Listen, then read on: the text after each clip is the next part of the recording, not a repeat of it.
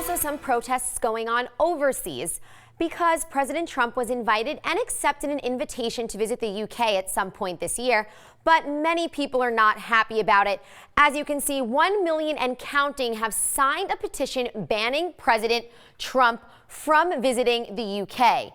And Twitter was responding, one saying, "Trump should not be welcome to Britain while he abuses our shared values with shameful #Muslim ban and attacks on refugees and women."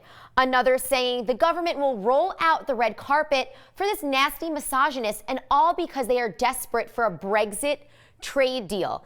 As of now, there has been no response from the government, but I will keep you posted as I track this story.